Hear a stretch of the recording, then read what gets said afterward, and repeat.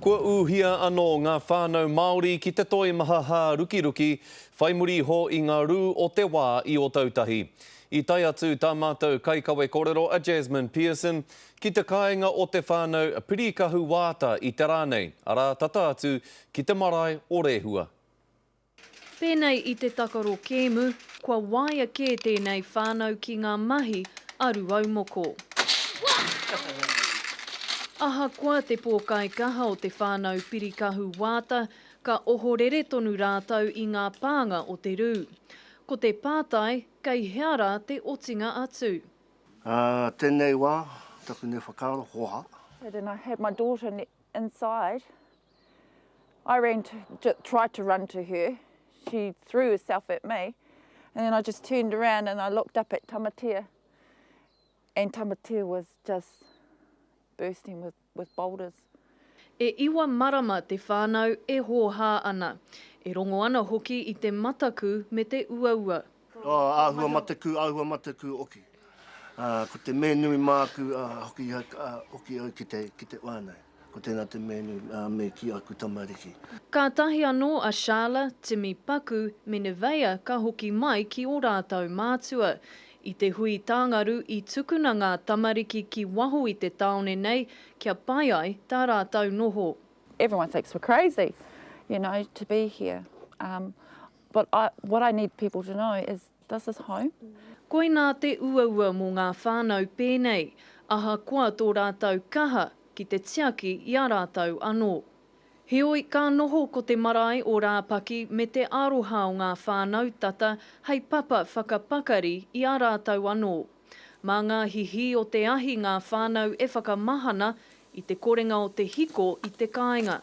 We've just started counselling, family counselling, and that will take as long as it needs to. Koina i te mahuetanga o te taone o Whakaraupō.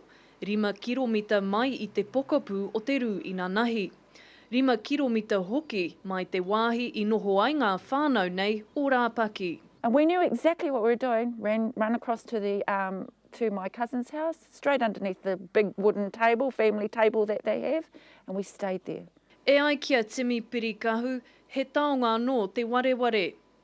Engari, me pēhea ngā whānau nei e wareware, i nā te kaha uewe tonu o te whenua, i te ao, i te pō. Jasmine Pearson, Te Karere.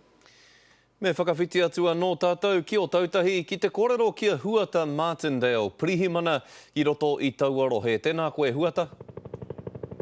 Tēnā koe Scotty, kei te pēhea. Kei te paia. Hoa kare kore kua tate te wā e ki ake ai ngā tāngata o tautahi. Kua rahi tēnei me wehe atu i konei, nera? Ai rā, e hoa kei te tika i rā kōrero. Engari tonu kore tai tēnei te kōrero mō tangata ke atu, engari ai te mataku e pānei kia ngaitahu, kia o tautahi whānui, ai kwaku nei whakaro ka pērā te tangata ka mataku, hie te wehe atu pēr. Tēnei rū whenua o tēnei wiki nei, he hanga take nui hei whakatau mā koutou, hei whakatika rānei mā koutou o te tari pirihimana? Kia mātou nei ko te maha hoki o ngā motokai runga ngā rori. Aha ko te ki o ngai pirihimana me ki te kore koutou he take kia haere i rungi te huarahi, engari kei te haere rātou. Nō reira, ko tērā tētahi, ko tērā anō ko ngā tangata i he tonu te whānako mai ngā whare i hinga, mai ngā wāhi o te taone, era ngā take nui mō mātou. Engari, ko te mea nui kia kite mena kei te ora pai ngā tangata katoa o te rohe nei, ki te taha rāwhiti rātau, kore hiko, kore aha rānei. Huata kāre kore he tokomaha ngā tāngata no roto o tautahi, no wahoa no hoki i o tautahi e hiahi ana ki te āwhina i o koutou. He aha au kōrero ki a rātau? Ko aku tuatahi pēr me karakia mai kia ruau moko, kia ati i konei, kua hōhāti iwi o konei.